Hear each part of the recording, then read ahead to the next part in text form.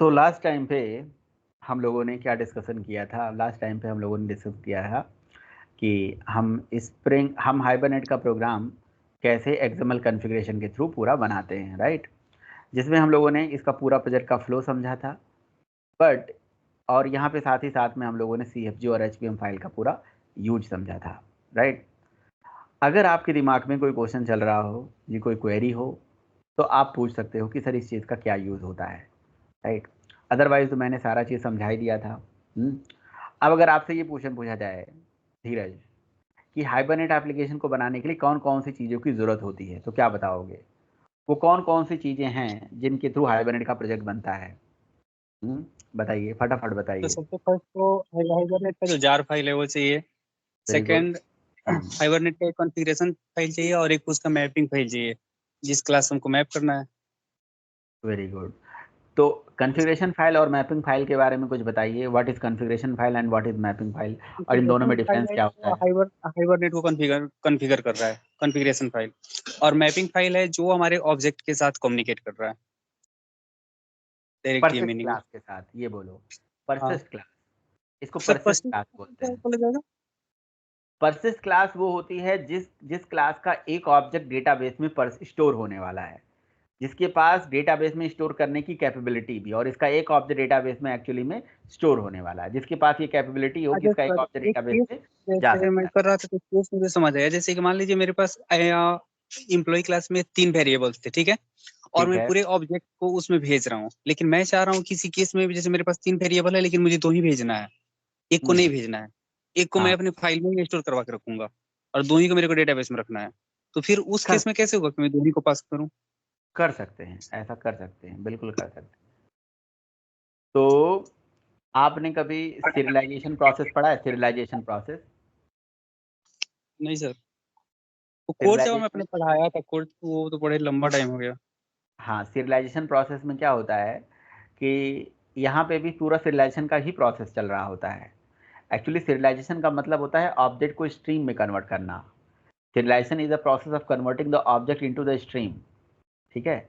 और serialisation process को करने के लिए हमेशा सीरियलाइजेबल इंटरफेस को इम्प्लीमेंट कराना होता है, हमें अपने प्रोग्राम में इम्प्लीमेंट कराना होता है सीरियलाइजेबल इंटरफेस, राइट?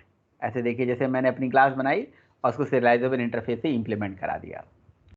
अच्छा, कब हम अपनी क्लास में सीरियलाइजेबल इंटरफेस से इम्प्लीमेंट कराते हैं? और सीरियलाइजेबल इंटरफेस क्या है? तो सीरियलाइजेबल इंटरफेस एक मार्कर इंटरफेस होता है। सीरियलाइजेबल इंटरफेस कौन सा इंटरफेस होता है? Marker interface. मार्कअप। इस इंटरफेस के अंदर, सीरियलाइजेबल इंटरफेस के अंदर कोई मेथड नहीं है, ये जस्ट मार्किंग का काम करता है, ठीक है?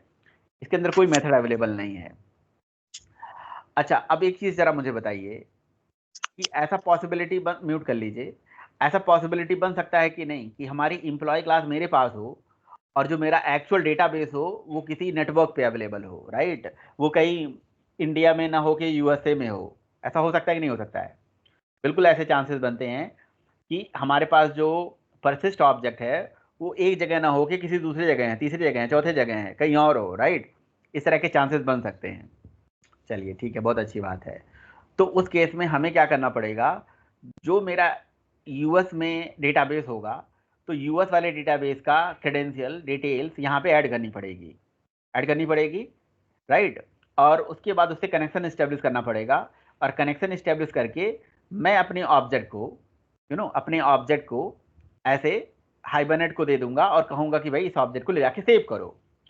हाइबरनेट क्या करेगा? इंटरनली यूएसए वाली मशीन के पास जाके यूएसए वाली मशीन से कनेक्शन, कम्युनिकेशन, एक कनेक्शन इस्टेब्लिश करेगा, और कनेक्शन इस्टेब्लिश करके एक्चुअली में इस डेटा को नेटवर्क पे ट्रेवल कराएगा, ऑब्जेक्ट को नेटवर्क पे ट्रेवल कराएगा। यार ये होना ही है, क्योंकि अभी तो आप अपने लोकल सिस्टम पे आपका डेटाबेस है। जब रियल प्रोजेक्ट चलते हैं तो डेटाबेस तो आपको पता ही है ना कि सर्वर पे होता है, कहीं नेटवर्क पे होता है, राइट? तो आपका जो डेटा होता है एक्चुअली में नेटवर्क पे जाता है, नेटवर्क पे ट्रेवल होता है। तो जाहिर सी बात है, ये जो इम्प्लॉय नाम का ऑब्जेक्ट है ये हमेशा नेटवर्क पे जाता होगा। तो जब इम्प्लॉय नाम का ऑब्जेक्ट नेटवर्क पे ट्रेवल होते हुए उस डेटाबेस के पास जाता होगा, तो ऑब्जेक्ट नेटवर्क पे ट्रेवल कैसे होता है? ऑब्जेक्ट को हमेशा नेटवर्क पे ट्रेवल होने के लिए ऑब्जेक्ट को स्ट्रीम में कन्वर्ट करना पड़ता है, और ऑब्जेक्ट को स्ट्रीम में कन्वर्ट करने के प्रोसेस को हम सीरियलाइजेशन प्रोसेस बोलते हैं। तो serialisation is the process of converting the object into the stream. एक ऑब्जेक्ट को स्ट्रीम में कन्वर्ट करना सीरियलाइजेशन कहलाता है। समझे आप? ऑब्जेक्ट को किस में कन्वर्ट करना? स्ट्रीम में कन्वर्ट कर देना सीरियलाइजेशन कहलाता है। तो what is serialisation? Serialization is the process of converting the object into the stream. And what is deserialization?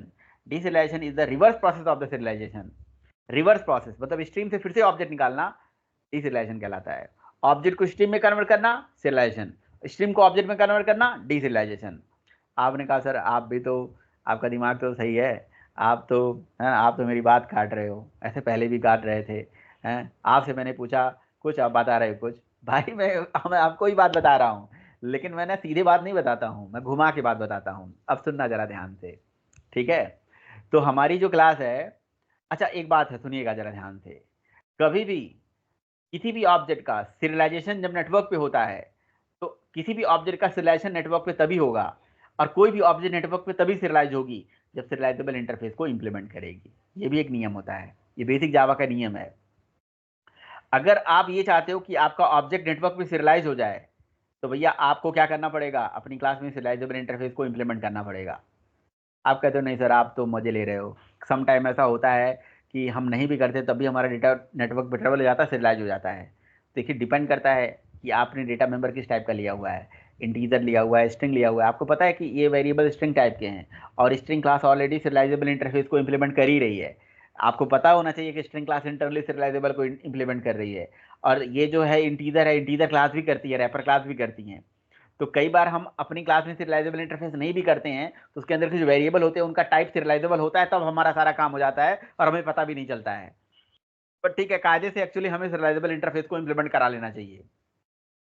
तो जब भी हम परसेस क्लास बनाते हैं, ऐसा करने के बाद हमें एक सीरियलाइज वर्जन आईडी भी ऐड करनी पड़ती है। तो मैं यहाँ पे एक ऐड कर देता हूँ, add default serialised version ID ऐसे करके। तो ये जो सीरियलाइज वर्जन आईडी होती है, ये वो आईडी होती है जिस आईडी के बिहाफ पे हमारा पूरा सीरियलाइजेशन प्रोसेस होता है। तो this is unique ID, version ID you serialised version ID 1L करके लिखा हुआ है। तो ये एक आइडेंटिटी है जो सीरियलाइज्ड, ये जो ऑब्जेक्ट नेटवर्क में सीरियलाइज्ड होगा तो इस आइडेंटिटी के थ्रू होगा, मतलब ठीक है। और जब डिसीरियलाइज करा जाएगा तो इसी से फिर से निकाला जा सकता है, या जो भी है उसकी आइडेंटिटी बनाने के लिए। नहीं कर रहे थे तो एरर आ रहा था, बट एक जस्ट वार्निंग था, वो वार्निंग था, एरर नहीं था, वार्निंग था। अगर आपने देख रहे होगे तो येलो कलर का वार्निंग ऐसे आ रहा था, देखो ऐसे आ रहा था कि भाई इसमें क्या करो, this serialisation class does not declare the static final this. तो ये एक स्टैटिक फाइनल वेरिएबल हमसे बोल रहे थे, उसको बनाओ। तो पता है देखो कायदे से तो ऐसे ही कहानी होती है, जब भी आप किसी ऑब्जेक्ट को नेटवर्क पे ट्रेवल करा रहे होते हो, डेटा को प्रोसेस करवा रहे होते हो, तो सीरियलाइजेबल वगैरह को इंप्लीमेंट करना चाहिए। ये बेसिक जावा का नियम है। अब जो पता ही नहीं है तो करता ही नहीं है भाई, है ना। उसको नहीं पता है सीरियलाइजेशन, वो सोचता है कि बेसिक जावा क्यों पढ़े, कोर जावा पढ़े, हम तो स्प्रिंग बूट पढ़ेंगे, हम तो ऐसा करेंगे, हम ऐसा करेंगे। तो ये सब बहुत इंपॉर्टेंट नियम होता है जो आपको करना चाहिए। अच्छा चलिए ठीक है, हमने सीरियलाइजेबल इंटरफेस को इंप्लीमेंट करा दिया, और हमने इसको अंदर सीरियलाइज्ड आईडी डाल दी। अब क्या होगा सर? अभी देखो ये सब पता क्यों नहीं चल पाता है, क्योंकि आप लोकल पे काम करते हो। जिस दिन आपका डेटा किसी डेटाबेस किसी नेटवर्क पे चला जाएगा, और नेटवर्क पे जेडीबीसी कनेक्शन एस्टेब्लिश करके आप डेटा भेज रहे होगे ना, तो आप असली बात आपको पता चल जाएगा। जब वहाँ जीरो वैल्यू आएगी ना, तो आपको पता चल जाएगा हाँ यार क्यों जरूरी था ये। सीरियलाइजेशन एक कॉस्टली प्रोसेस होता है, और सीरियलाइजेशन प्रोसेस को जब भी आप करते हो ना, तो सीरियलाइजेशन एक कॉस्टली प्रोसेस माना जाता है, हमेशा याद रखो। तो सीरियलाइजेशन प्रोसेस को जब भी नेटवर्क पे आप करते हो ना, तो अ, तो भाई उस प्रोसेस को करने के लिए हमें अपने कंपाइलर को इंडिकेशन देना होता है, बताना होता है कि भाई मैं सीरियलाइजेशन करने जा रहा हूँ। इसीलिए हम सीरियलाइजेबल इंटरफेस को इंप्लीमेंट करा लेते हैं। इस इंटरफेस को इंप्लीमेंट करने से फायदा क्या होता है? भाई इस इंटरफेस को इंप्लीमेंट करने से फायदा होता है कि हम अपने कंपाइलर को इंडिकेशन दे रहे हैं कि भाई मेरी क्लास सीरियलाइजेबल को इंप्लीमेंट कर रही है, इसकी जब इस ऑब्जेक्ट को स्ट्रीम में कन्वर्ट करना तो इसकी परसिस्टेंसी करना नेटवर्क पे, है ना। इसका डेटा सोर्स से लेकर डेस्टिनेशन पे उठा के पटक देना, मतलब इसकी परसिस्टेंसी करना, या डेटा को नेटवर्क पे ट्रेवल करना। इसीलिए इस ऑब्जेक्ट को परसिस्ट ऑब्जेक्ट बोलते हैं। अब क्वेश्चन है कि परसिस्ट का मतलब क्या है और परसिस्टेंसी का मतलब क्या है? तो परसिस्ट और परसिस्टेंसी का मतलब क्या होता है यार, कि जैसे मेरे पास ये इंप्लॉय क्लास है, अब इंप्लॉय क्लास के अंदर कुछ इंस्टेंस वेरिएबल हैं, राइट, उसकी स्टेट, उस स्टेट में मैंने यहाँ पे कुछ डेटा डाला। तो जो डेटा मैंने यहाँ पे डाला हुआ है ना डेटा। अच्छा बताओ स्टेट का मतलब क्या? ऑब्जेक्ट की 3 कैरेक्टरिस्टिक्स होती हैं, बचपन से पढ़ रहे हो, स्टेट, बिहेवियर, आइडेंटिटी, राइट। तो स्टेट का मतलब होता है डेटा, ऑब्जेक्ट का डेटा, राइट। तो जो भी एक ऑब्जेक्ट के अंदर जो इंस्टेंस वेरिएबल के जो वैल्यूज होती हैं वही उसका डेटा होता है। तो इंस्टेंस वेरिएबल की जो वैल्यू है वही उसकी स्टेट है। तो जब हम इस ऑब्जेक्ट को इसमें बाबा और ये उसकी कंपनी का नाम यहाँ से डाल के इसको जब नेटवर्क पे ट्रेवल कराएंगे, तो जो इसकी स्टेट यहाँ पे है वही स्टेट डेस्टिनेशन पे पहुंचे, वही स्टेट वहां पे पहुंचे, दैट इज अ परसिस्टेंसी। समझे? स्टेट को मेंटेन करना या परसिस्टेंसी को मेंटेन करने का मतलब होता है कि जो डेटा सोर्स पे है वही डेटा डेस्टिनेशन पे रहे। जो डेटा यहाँ पे है, अभी यहाँ पे है, जब इसको डेटाबेस में देखा जाए तो वही डेटा निकल के आए वहां पे, है ना, क्योंकि मैंने इसको परसिस्ट कराया है तो डेटाबेस में यही डेटा वहां पे दिखे, है ना, जब डेटाबेस को मैं ओपन करके देखूं। लेकिन लेकिन क्या सर ऐसा होता है क्या कि मैं यहाँ से डेटा भेज रहा हूँ कुछ और वहाँ डेटा ना दिखे? नहीं दिखेगा। अगर मान लीजिए सीरियलाइजेशन हो रहा है और सीरियलाइजेबल इंटरफेस को इंप्लीमेंट नहीं किए हो तो डेटा नहीं दिखता है कई बारी, राइट? तो नेटवर्क लेवल पे जब भी डेटा को मेंटेन करना होता है, ट्रेवल करना होता है, तो परसिस्टेंसी का मतलब क्या होता है? परसिस्टेंसी का मतलब होता है जो स्टेट सोर्स एंड पे थी वही स्टेट डेस्टिनेशन पे पड़ी रहे, जो डेटा सोर्स से गया वही डेटा डेस्टिनेशन पे पहुंचे, सिंपल सा मतलब है। ये ऐसा होना चाहिए। ऐसा नहीं कि सोर्स में डेटा कुछ और है, डेस्टिनेशन में डेटा कुछ और पहुंच गई, अलग हो गई कहानी, सब कहानी गड़बड़ हो गई, अलग पलट हो गई, सब गड़बड़ हो गया सारी कहानी। समझ रहे हो? ये चीज होनी चाहिए, इस बात का ध्यान रहे भाई आपको। अच्छा जी। तो परसिस्टेंसी का मतलब होता है ऑब्जेक्ट की स्टेट को मेंटेन करना। ऑब्जेक्ट का स्टेट का मतलब मैंने आपको बताया जो डेटा सोर्स पे वही डेटा डेस्टिनेशन पे रहे। अच्छा, एक्चुअली में किसी क्लास के जो इंस्टेंस वेरिएबल होते हैं, उस इंस्टेंस वेरिएबल की जो वैल्यू होती है वही ऑब्जेक्ट की स्टेट होती है, और उस स्टेट को एज इट इज ले जाके रिलेशनल डेटाबेस ओआरएम के through object relational mapping, object का रिलेशनल डेटाबेस से मैपिंग कर दो, तो और जो स्टेट यहाँ पे थी वही स्टेट वहां पे मेंटेन रहे। तो ये जो ऑब्जेक्ट हो गया ये परसिस्ट ऑब्जेक्ट हो गया, ये क्लास हो गई, परसिस्टेंट क्लास हो गई, और इस क्लास में जितने भी वेरिएबल होंगे एज इट इज वहां जाके परसिस्ट हो गए। अब देखिए, अगर आपको याद आ रहा है ये मैं कहानी क्यों पढ़ा रहा हूँ, जब हम लोगों ने सिरियलाइजेशन पढ़ा था उसमें मैंने आपको एक बात बताई थी। अगर मान लीजिए मेरे पास यहाँ पे 2 वेरिएबल हैं, 3 वेरिएबल हैं, जैसे आपने कहा, अब आपको 2 की परसिस्टेंसी करनी है कि नहीं करनी है, तो आप क्या कर दो भाई, उस वेरिएबल के आगे ट्रांजिएंट लगा दो जिसकी परसिस्टेंसी आपको नहीं करनी है। जैसे फॉर एग्जांपल आप ये चाहते हो कि मेरे पास एक वेरिएबल हो और उस वेरिएबल की डेटाबेस में आप उस वेरिएबल की डेटाबेस में चाहते हो परसिस्टेंसी ना हो, राइट? जैसे comp1 नाम का वेरिएबल है, तो इस वेरिएबल को ट्रांजिएंट लगा दो। ये बेसिक नियम होता है, मतलब कोर जावा का नियम है, ट्रांजिएंट।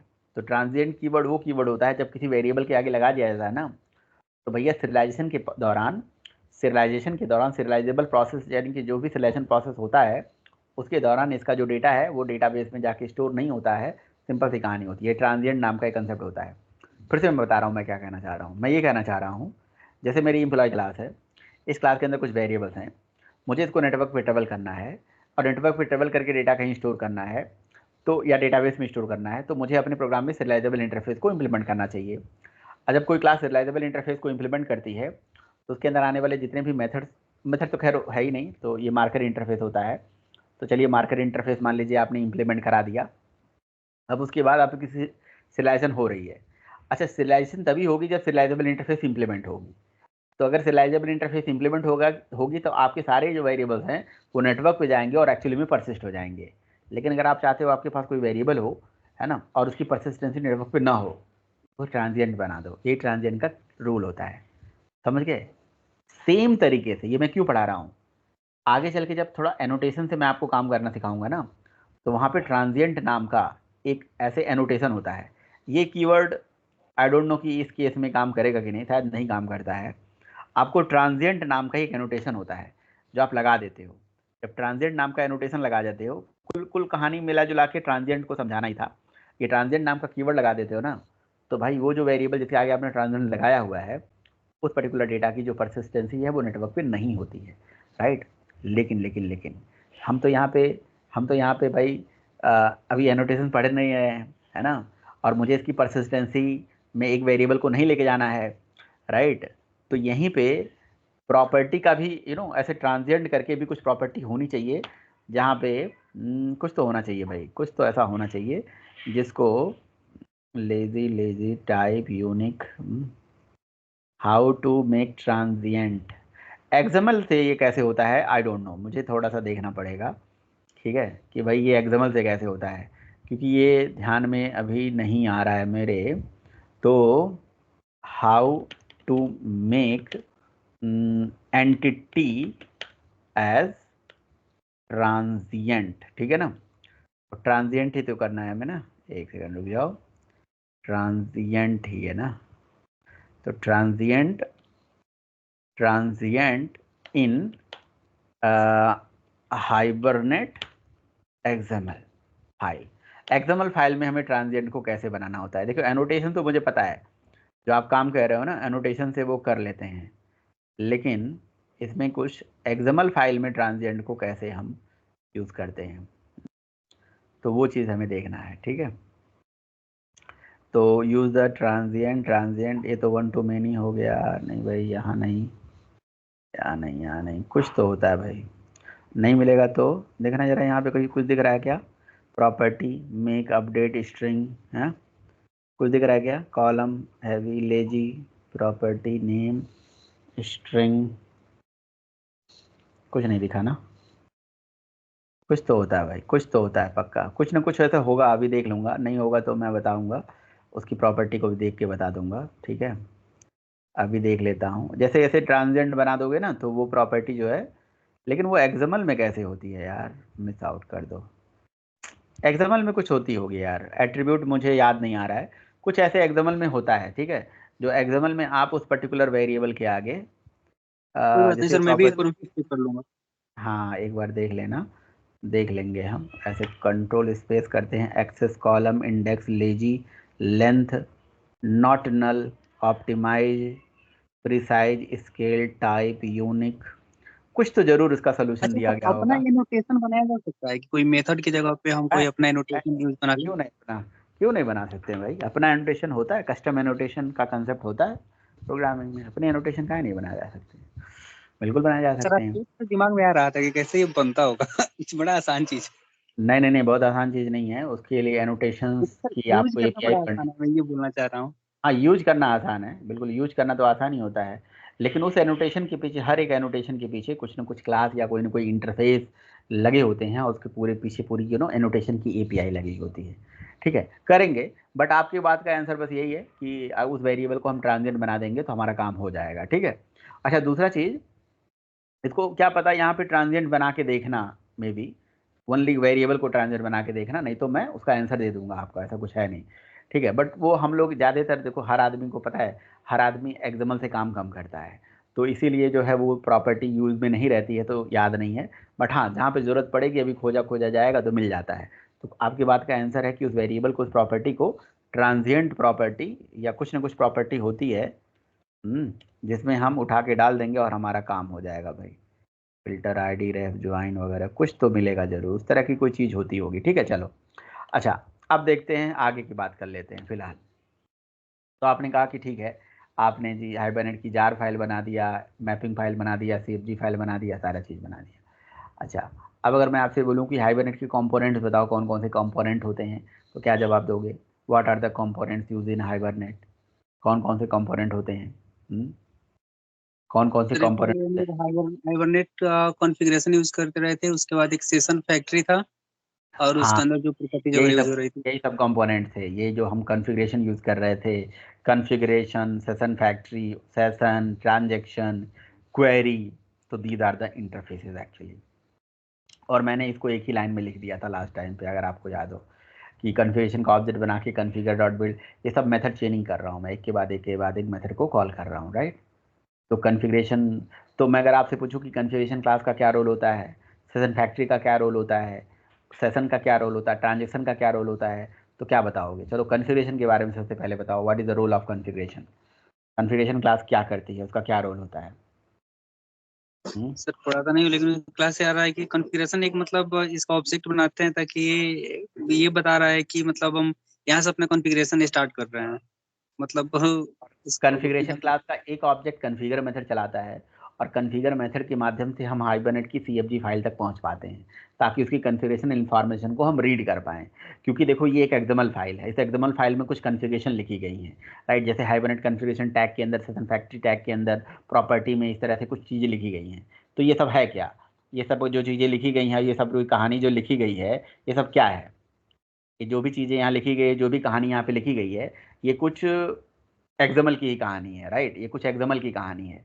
और कहीं ना कहीं ये सब जो कहानी हो रही है, ये जो सब टैग के अंदर सब चीज़ लिखी गई है, ये काइंड ऑफ डिपेंडेंसी इंजेक्शन भी कर रहे हैं इनडायरेक्ट तरीके से, स्प्रिंग कोर यूज़ कर रही होगी कुछ ना कुछ, है ना, उसके प्रॉपर्टी में कुछ डेटा वेटा ऐसे भेज रहे हैं, ठीक है। तो अब इस कॉन्फ़िगरेशन के अंदर की सारी चीज़ें मुझे रीड करनी है।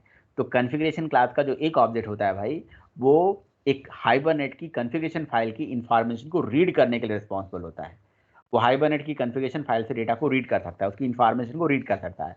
तो one object of configuration have the capability to read the configuration information from the web.xml, ठीक है।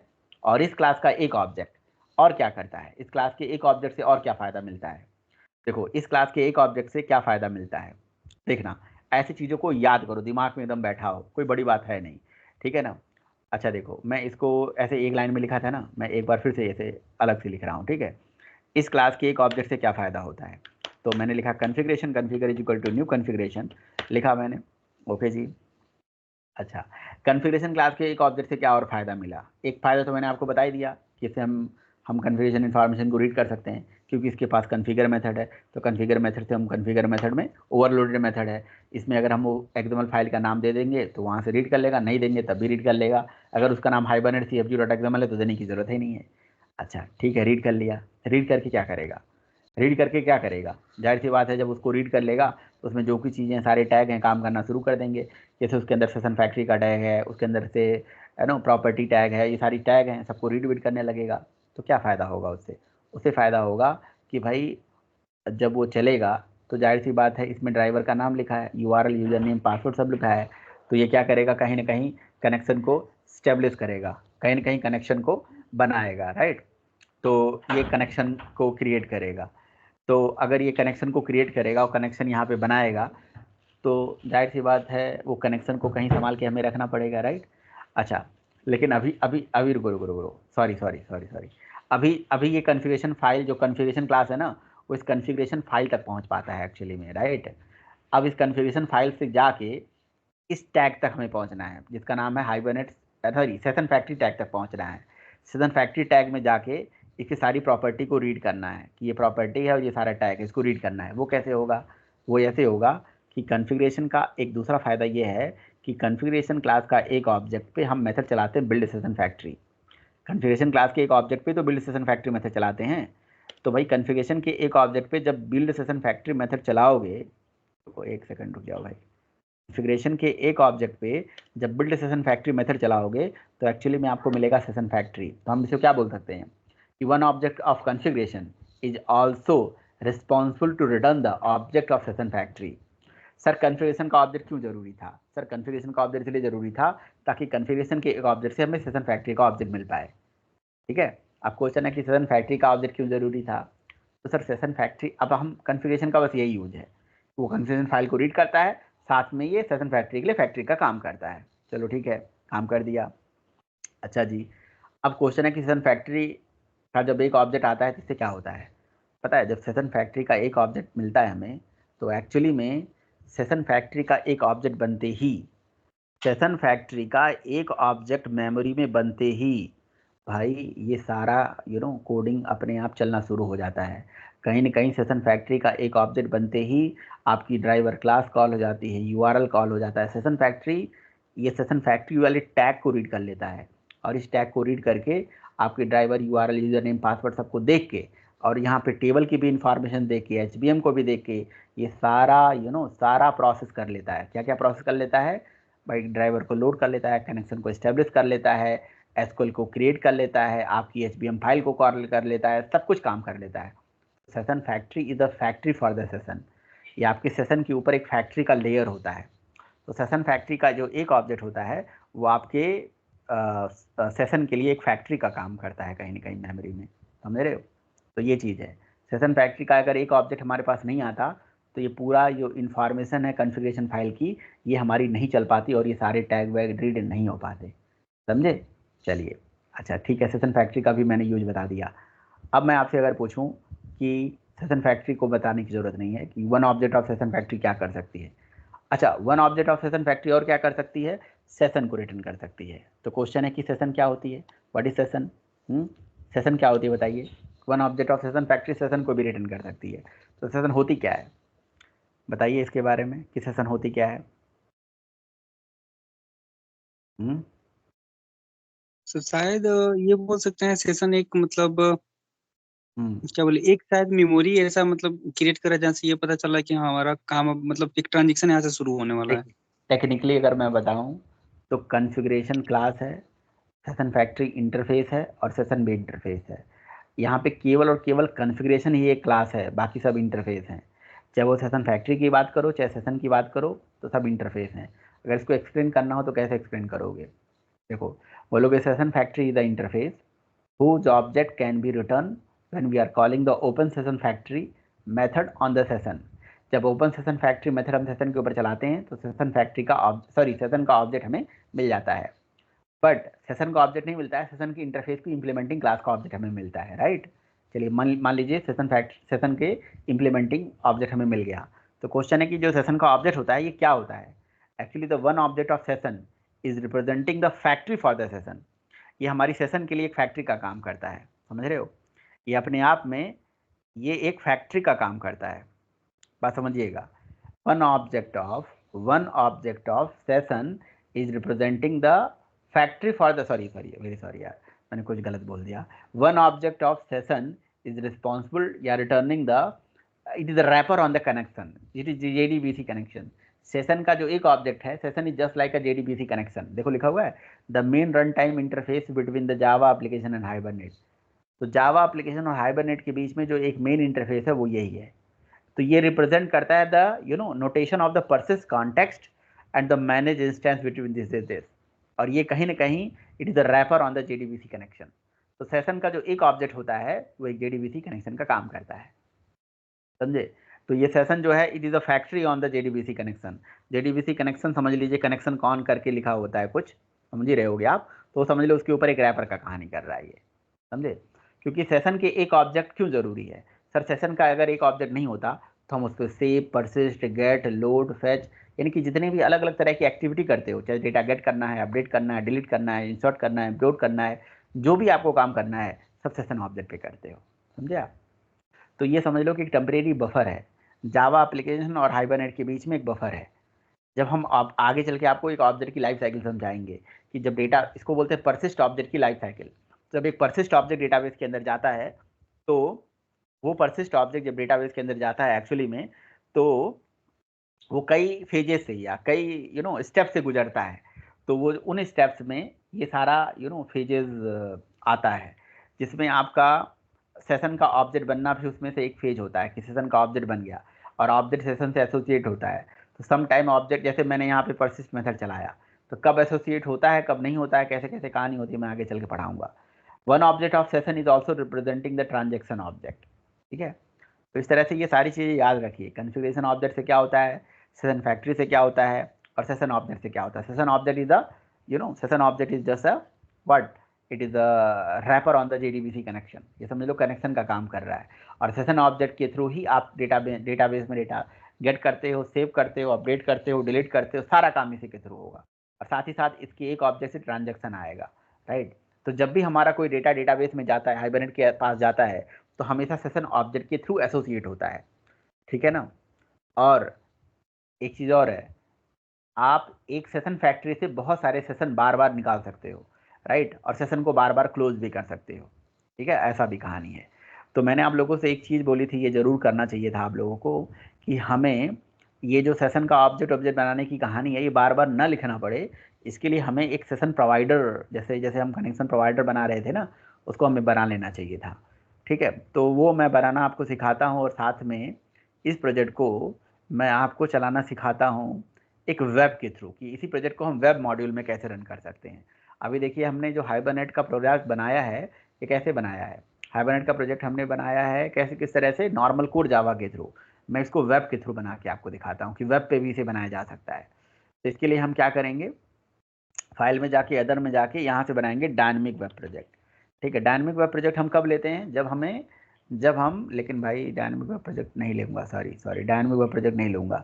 डायनेमिक प्रोजेक्ट लूँगा तो मुझे सर्वर को डालना पड़ेगा, मैवन प्रोजेक्ट ही बनाता हूँ, मैवन प्रोजेक्ट बनाऊँगा, बट आर्कटाइप जो है मैं इसका कुछ और रखूँगा, ठीक है?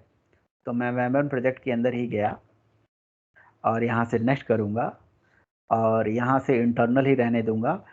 कैटलॉग जो हम ऐसे ले रहे थे ना, क्विक स्टार्ट, तो क्विक स्टार्ट नहीं लेंगे, अब हम लेंगे वेब, तो वेब आर्केटाइप लेंगे और यहाँ पे अपना सर्वर ऐड करेंगे।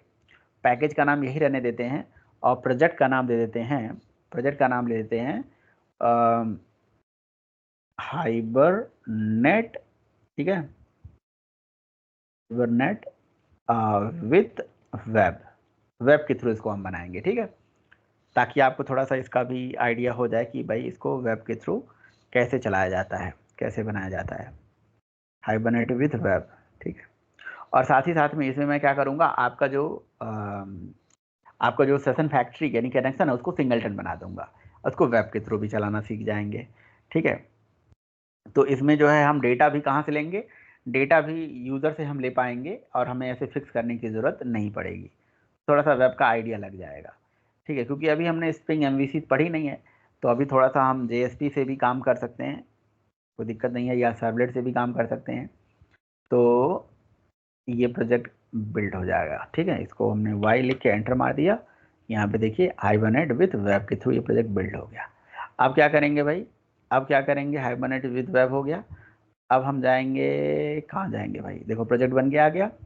अच्छा, सबसे पहले हम क्या करेंगे, देखो हमें कुछ नया काम नहीं करना है, जो प्रोजेक्ट में डिपेंडेंसी थी ना वो सारा ही हम यहाँ से ले लेंगे, ठीक है। तो यहाँ से हमने क्या कर लिया, ये सारा चीज़ उठा लिया, ठीक है, हम फिर से काम नहीं करेंगे, जैसे माइस्क्ल में चाहिए था, लॉम्बॉक चाहिए था और हाइबरनेट की कोर डिपेंडेंसी चाहिए, बस ये सारा जी डिपेंडेंसी जो है हमने उठा के यहाँ पे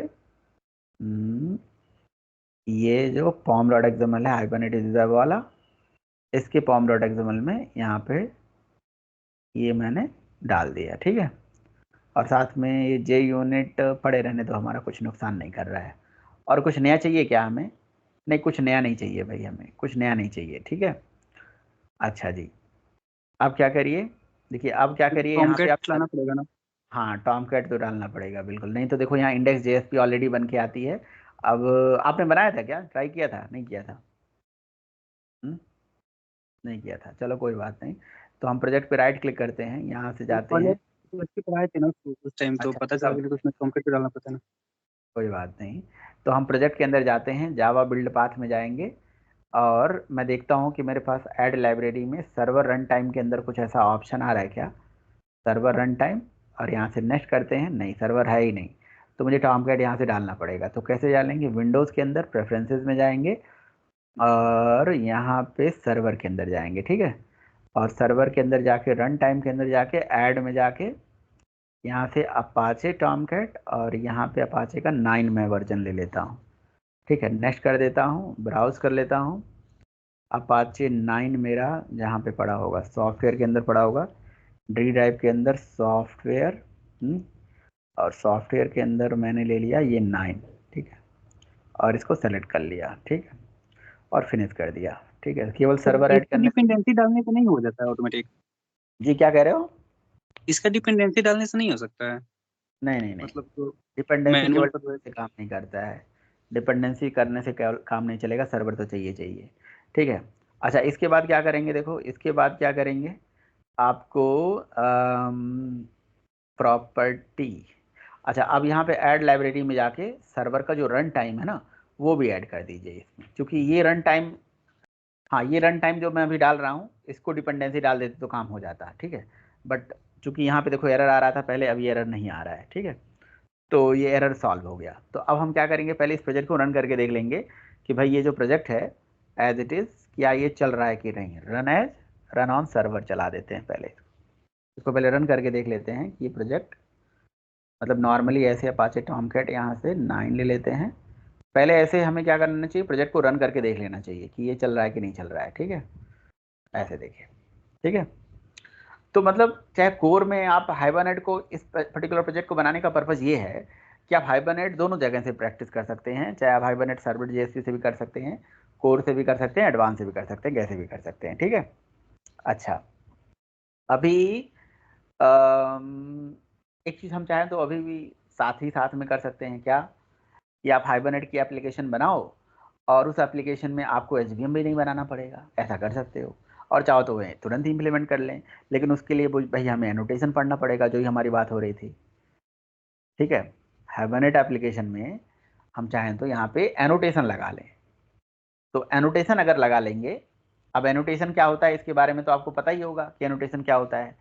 नहीं अगर पता है तो तब तक इन द मीन वाइल जब तक ये चल रहा है तब तक मैं बता देता हूँ। तो एनोटेशन कुछ नहीं होता है, एनोटेशन एक मेटा डेटा होता है यार। मेटा डेटा, अब मेटा डेटा क्या होता है? Data about data. एनोटेशन अपने आप में एक मेटा डेटा होता है। और एनोटेशन कहता है कि भाई आप अपने किसी भी प्रोजेक्ट को बनाने के लिए मेरा मतलब एनोटेशन का सहारा ले सकते हो।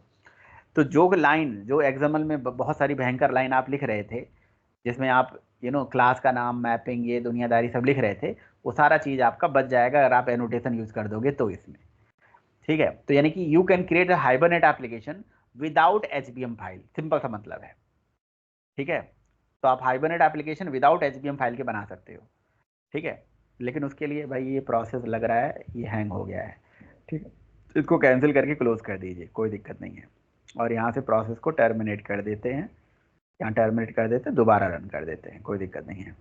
तो मैं इस बार क्या करता हूँ, आपको साथ ही साथ में एनोटेशन से सिखा देता हूँ, क्या सही रहेगा?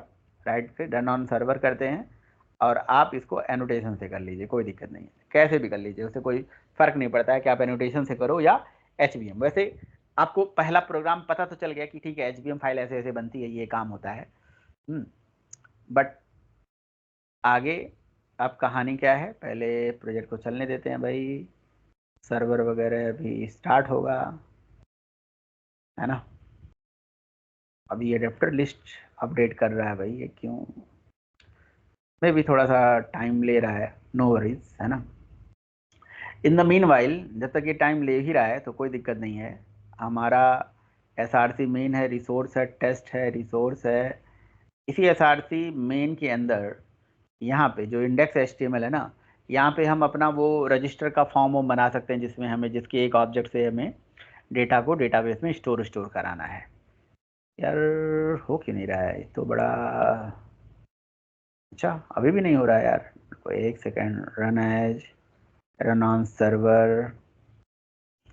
प्रोजेक्ट को तो रन होना चाहिए भाई, स्टॉप है सर्वर। अच्छा इसको सेलेक्ट करके, ओके ओके ओके, क्या कह रहा है? Hibernate server is required remote, ऐसा क्या कह रहा है? Hibernate web is required and can not be remove from the server. अच्छा ठीक है, वो कह रहा है कि सर्वर से रिमूव नहीं करा जा सकता है। ठीक है, वो एक एप्लीकेशन तो चाहिए चाहिए रन करने के लिए। बट क्वेश्चन है कि प्रोजेक्ट लॉन्च क्यों नहीं हो रहा है भाई? प्रोजेक्ट तो लॉन्च होना मांगता है ना भाई, प्रोजेक्ट तो लॉन्च होना चाहिए था ना। यहाँ से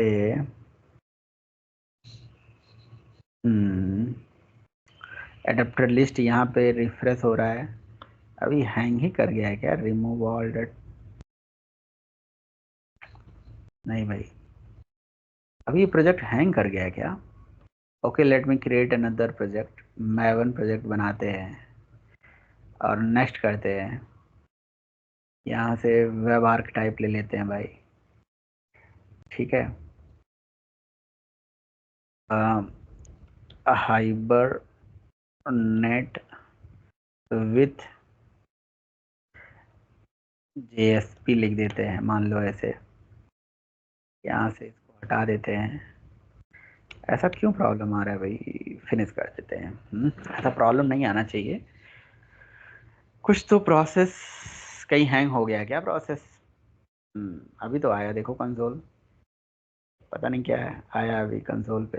अच्छा ये प्रोजेक्ट जो बिल्ड हो रहा है ये आ रहा है, इसका बिल्डिंग प्रोसेस चल रहा है। ये प्रोजेक्ट तो हैंग ही हो गया भाई, इसको तो डिलीट ही मार देता हूँ मैं फिर। चलो पहले बन जाने देते हैं फिर डिलीट मारते हैं। बन गया project, hibernate with JSP, hibernate with JSP। अब देखो अब स्टार्ट हो रहा है सर्वर, देखो कहीं कहीं घूमने चला गया था, टहलने चला गया था सर्वर, थोड़ा समस्या हो गई। ठीक है, नो वरीज, ठीक है कोई बात नहीं। अब देखो सर्वर स्टार्ट हो रहा है, हैंग हो गया था कहीं सिस्टम, मुझे ऐसा लग रहा है। ठीक है, अब सर्वर स्टार्ट हो गया, मैंने नया प्रोजेक्ट बनाया तो चल गया अपने आप मुझे ऐसा लग रहा था कि ऐसा कुछ सीन चल रहा है। ठीक है, तो ठीक है, हेलो वर्ल्ड की एप्लीकेशन लॉन्च हो गई है। अब ये दिखा रहा है कि ऑलरेडी ये यूज में है, तो दिखाएगा ही दिखाएगा भाई। अब जब भी आपको चलाना है ना, तो आप सर्वर को क्लीन व्लीन करके चलाओगे। अब ये वाला प्रोजेक्ट की हमें ज़रूरत नहीं है, अब इसको डिलीट मार देते हैं। ठीक है। तो देखिए अभी हमें करना क्या है, क्या क्या क्या चीज़ें लेके आनी है। तो मैं अपना पुराना प्रोजेक्ट जो है यहाँ से यानी हाइबरनेट विद वेब बनाया हूँ। इस हाइबरनेट विद वेब में क्या करूँगा, यहाँ से मैं रिसोर्स से अंदर से जाके CFG को कॉपी कर लेता हूँ। आपने कहा कि जी HBM, अच्छा इसको रिसोर्स में डाल देता हूँ। आपने कहा HBM, तो मैं इस बार आपको हाइबरनेट एप्लीकेशन विदाउट HBM बना के दिखा लेता हूँ। और बताइए, थोड़ा इंटरेस्टिंग रहेगा। इसके लिए क्या करते हैं, सही रहेगा ना धीरज, बताओ या वैसे चल लेते हैं? तो इसके लिए क्या करेंगे, पैकेज बना लेते हैं। दोनों कौन सा सही पैकेज? है। तो पैकेज बना लेते हैं यहाँ पे, सबसे पहले यहाँ पे एक पैकेज बना लेते हैं। कौन सा? कॉम डॉट, यार पैकेज मेरा, पैकेज नहीं बना था क्या? पैकेज तो बना था भाई, SRC के अंदर मेन के अंदर वेब ऐप। अच्छा वेब ऐप बना था, इसका पैकेज यहाँ नहीं बनाया, पता नहीं क्यों, आई डोंट नो। ठीक है कोई बात नहीं। तो मैं यहाँ पे एक पैकेज बना लेता हूँ, कॉम डॉट एंड्रो जावा और dot ANDRO andro Java dot, और यहाँ पे नाम दे देता हूँ मैं पोजो या परसिस्ट क्लास या बीन क्लास या इसको मॉडल क्लास या एंटिटी। असली वर्ड तो इसका एंटिटीज है, तो मैं एंटिटी नाम दे देता हूँ। तो एंटिटी दे दोगे तो और अच्छा लगेगा आपको, राइट? तो इसे एंटिटी बनाइए, यहाँ पे आप अपना एंटिटी रखिए। और फिर उसके बाद मैं यहाँ पे एक और पैकेज बना लेता हूँ, जिस पैकेज का नाम रख देता हूँ कॉम डॉट एंड्रो जावा और डॉट, यहाँ पे मैं दे देता हूँ जी सेशन, सेशन करके नाम दे देता हूँ। सेशन प्रोवाइडर दे दूँ या ओनली सेशन दे देता हूँ। तो मैं यहाँ पे सेशन ऑब्जेक्ट बना के रख दूंगा और जहाँ जहाँ जरूरत पड़ेगी कॉल करूँगा, ठीक है। और मैं यहाँ पे क्या करूँगा भाई, यहाँ पे मैं अपना चाहूँ तो कॉम डॉट एंड्रोजावा डॉट DTO बना सकता हूँ या डाओ बना सकता हूँ। डाओ बनाता हूँ, DTO के बारे में कहानी बताएंगे, डाओ बना दूंगा। तो मैंने 3 अलग अलग फोल्डर बना दिए। अच्छा, तो मैंने भाई ये देखिए, मैंने वो कॉन्फ़िगरेशन तो पूरा कॉल करके लेके आ गया। अब एंटिटी क्लास बनाते हैं, जिस क्लास का एक ऑब्जेक्ट डेटाबेस में हमें स्टोर करना है। तो भैया एक एंटिटी क्लास बना लेते हैं जिसका नाम रख लेते हैं यूज़र एंटिटी, यूज़र नाम दे देते हैं। क्लास का नाम क्या दे दिया, यूज़र नाम की क्लास बना दिया। अब यूज़र क्लास में कितने वेरिएबल बनाएंगे, तो एक बना देते हैं private, private string name comma email comma mobile and comma pass. 4 field हो गया। ये 4 डेटा मेंबर मुझे स्टोर कराना है डेटाबेस में। और एक इंटीजर में या स्ट्रिंग में, स्ट्रिंग में मैं आईडी ले लेता हूँ इस बार, ठीक है। ले सकता हूँ नहीं ले सकता हूँ, चलो इंटीजर में ले लेता हूँ, आप कंफ्यूज जाओगे नहीं तो स्ट्रिंग में भी लेके आगे चल के आपको दिखाता हूँ, ठीक है। चलिए जी ले लिया, ये तो हमें प्राइमरी की बनाने के लिए लेना चाहिए ना। अब भाई इसके ऊपर मैं क्या लगाऊंगा, @डेटा। इससे क्या हो जाएगा, हमारा सेटर गेटर दुनियादारी हाथी घोड़ा सब आ जाएगा, हैं? बोलो भाई, समझ में आ रहा है? ओके जी। और अगर मैं नो आर्गूमेंट लगा दूंगा तो नो आर्गूमेंट कंसिडर आ जाएगा, और @ आर्गूमेंट लगा के आल आर्गूमेंट कंसिडर ला दूंगा भाई। बहुत बढ़िया सर जी। सर जी और कुछ बताओगे, कुछ मज़ेदार चीज़? हाँ बताएंगे भाई। पता है, आप पहले इस यूज़र क्लास की एंट्री कहाँ करते थे? यूज़र की एंट्री करते थे कहाँ पे, बताओ कहाँ पे एंट्री करते थे? इसकी एंट्री करने के लिए आप बनाते थे वो परसिस्ट क्लास, पोजो क्लास नहीं, HBM क्लास। HBM बनाते थे ना भाई, HBM में इसकी एंट्री करते थे। तो जो हाइबरनेट एनोटेशन वाली कहानी है वो ये कहती है कि आपको HBM बनाने की जरूरत ही नहीं है। मैंने कहा HBM नहीं बनाऊंगा तो अपने परसिस्ट क्लास की एंट्री कैसे करूंगा? वो कह रहा है करने की जरूरत नहीं है। हमने कहा नहीं करूंगा, नहीं नहीं करने की जरूरत है। एक काम करो, आप सीधे इस परसिस्ट क्लास को, यहाँ पे परसिस्ट क्लास का नाम क्या है, यूजर है ना। तो अभी अब पहले आप HBM फाइल, CFG फाइल में यहाँ किसका नाम देते थे, कौन सा चीज देते थे बताओ? यहाँ पे क्या देते थे, यहाँ पे क्या देते थे बताओ? HBM XML की लोकेशन, XML की लोकेशन की जगह पे आप अपनी परसिस्ट क्लास की लोकेशन दे दीजिए। यहाँ मैपिंग रिसोर्स की जगह पे मैपिंग क्लास लिख दीजिए, मैपिंग क्लास। ठीक है, मैपिंग क्लास में आप अपनी क्लास का नाम दे दीजिए, वो परसिस्ट क्लास का नाम बता दीजिए जिसका एक ऑब्जेक्ट डेटाबेस में परसिस्ट होने वाला है। तो भाई यहाँ से इसको करिए कॉपी, ये पूरा अच्छे से कॉपी कर लीजिए। और कॉपी करके यहाँ पे पैकेज के साथ फुल्ली क्वालिफाइड नेम जो है अपनी परसिस्ट क्लास का दे दीजिए। ये फुल्ली क्वालिफाइड नेम है परसिस्ट क्लास का, ठीक है, दे दिया जी। परसिस्ट क्लास का फुल्ली क्वालिफाइड नेम दे दिया। तो पहले के प्रोग्राम में, यानी कि हाइबरनेट का जो प्रोजेक्ट हमने पहले बनाया वो विदाउट एनोटेशन से बनाया था। अगर विद एनोटेशन से बना रहे हो तो आपको परसिस्ट क्लास की एंट्री डायरेक्ट अपने CFG में कर देनी है। आपने कहा सर CFG अभी भी बनाना पड़ेगा क्या? यार अभी तो बनाना पड़ेगा। आप चाहते हो नहीं बनाना पड़े, तो आगे चल के और भी तरीके हैं और भी कहानियां हैं जहाँ पे अभी नहीं बनाना पड़ेगा, बट अभी तो बनाना पड़ेगा भाई। बना लीजिए। अच्छा जी, बना लिया। सर एक बात बताओ, हमारे हाइबरनेट को कैसे पता चलेगा कि मुझे ये टेबल बनाना है, ये एंटिटी बनाना है, ये कॉलम है, और प्राइमरी की कैसे देंगे? वो तो हम मैपिंग में HBM फाइल में पहले देते थे यहाँ पे, नहीं? क्या लग रहा है आपको? ये HBM फाइल में यहाँ पे पहले देते थे हम सारा चीज़, आईडी देते थे, जनरेटेड क्लास देते थे, ऐसे ऐसे लिखते थे, राइट? तो अब क्या करेंगे? तो आप देखिए, सुनिए कहानी क्या है। अगर आप विदाउट HBM फाइल बना रहे हो, तो आप अपने इस क्लास के ऊपर यहाँ पे एक एनोटेशन लगाओगे, बस @entity करके एनोटेशन लगाओगे। कौन सा लगाओगे एनोटेशन? @entity। भाई @entity अगर आपने एनोटेशन लगा दिया, ये जो कि जकार्ता डॉट परसिस्ट से आ रहा है, ठीक है, जकार्ता डॉट परसिस्ट से आ रहा है भाई, इस एनोटेशन को लगाते, इस पर्टिकुलर एनोटेशन को लगाने से यही क्लास अब आपकी एंटिटी क्लास बन गई। अब आपको कुछ भी नहीं करना है, ये आपकी एंटिटी क्लास बन गई। अब इस क्लास का एक ऑब्जेक्ट अपने आप डेटाबेस में जाके स्टोर करने की कैपेबिलिटी ये रखता है। आपने कहा सर टेबल वोबल बनाने के लिए क्या करेंगे? तो चाहो तो यहाँ पैरेंथेसिस लगा के यहीं पे आपने टेबल का नाम दे दो कि आपको इस एंटिटी क्लास का किस नाम से टेबल बनाना है। तो इसमें से मान लीजिए मैंने इसका नाम दे दिया यूजर 1 2 3, तो इस नाम से टेबल बन जाएगा डेटाबेस में। अच्छा, और अगर आपको नहीं अच्छा लग रहा है ये नाम, तो आप एक काम करो, यहाँ पे @टेबल भी यूज़ कर सकते हो, @टेबल लगा लीजिए। @टेबल लगा के क्या कर दोगे, यहाँ पे बस आप, अच्छा यार एक चीज़ है, रुको रुको, ये मैंने ना, ये जो मैंने एंटिटी यूज़ करा, ये जकार्ता वाला यूज़ कर लिया। एक्चुअली ये हाइबरनेट के अंदर भी तो होना चाहिए @एंटिटी। वैसे तो कुछ फ़र्क नहीं पड़ेगा, हाइबरनेट का तो एंटिटी है ही नहीं अपना, पता नहीं क्यों नहीं दिख रहा है, बट हाइबरनेट का एंटिटी होता है। जैसे टेबल मैं लगा रहा हूँ, तो ये मुझे दिखा रहा है कि हाइबरनेट के अंदर भी टेबल है और जेपीए का भी टेबल है। तो ये जेपीए और हाइबरनेट में क्या अंतर है हम बात करेंगे आगे चल के, बट यहाँ पे चाहे तो हम टेबल में अपनी टेबल का नाम दे सकते हैं कि भैया मुझे ना मेरे टेबल का ये नाम चाहिए, तो मैं एंटिटी का भी नाम दे दूंगा, तो वही बात है। और आप चाहो तो @टेबल भी लगा लूँ, बट मैं @टेबल क्यों लगाऊंगा भाई? नहीं लगाऊंगा, मैं टेबल में ही, एंटिटी में ही अपनी एंटिटी का नाम दे दूंगा कि मेरे टेबल का नाम ये बन जाए, यूज़र 1 2 3 जो भी मैं नाम दे दूंगा, ठीक है, इस नाम से टेबल बन जाएगा अपने हम डेटाबेस में। आपने कहा सर एक बात बताओ, तो देखो कितना आसान हो गया कि नहीं हो गया? बहुत आसान हो गया। आपने कहा प्राइमरी की कैसे पता चलेगा कि इसका प्राइमरी की क्या है? तो देखिए सर, इसके लिए आप क्या कर दो, यहाँ पे क्या लगा दो, @id लगा दो। @id लगा दो। @id का मतलब ये हो गया कि भाई उस पर्टिकुलर फील्ड जिस पे आप @id लगा रहे हो, इसका मतलब उसी को हमें क्या बनाना है, प्राइमरी की बनाना है भाई। तो ये प्राइमरी की कहानी हो गई। @id जब हमने लगा दिया, तो इसका मतलब ये प्राइमरी की कहानी हो गई भाई, सिंपल सा मतलब है। अच्छा, अब इसकी ऑटो इंक्रीमेंट कैसे कराओगे? तो इसके लिए @जनरेटेड वैल्यू करके होता है भाई, इसके अंदर @जनरेटेड वैल्यू करके होता है जी। ये देखो, @जनरेट वैल्यू में यहाँ पे क्या कर दो, यहाँ पे होता है स्ट्रेटजी।